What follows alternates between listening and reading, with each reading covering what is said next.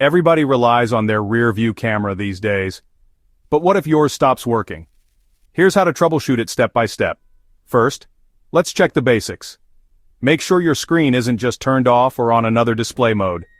Still not working? Next, look at the camera lens on your tailgate.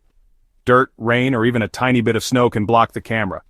Give it a quick clean and try again. If the screen is black or says no signal, it might be a loose wire.